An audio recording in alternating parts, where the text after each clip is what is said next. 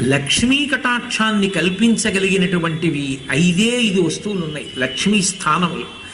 లక్ష్మీ స్థానములలో ఒకటి ఏనుగు యొక్క కుంభస్థలం, రెండవది పద్మం, 3 సువాసిని యొక్క పాపట, 4వది తామరపు, 5వది ఆవు యొక్క వెనక భాగం. ఈ 5 లక్ష్మీ స్థానాలు.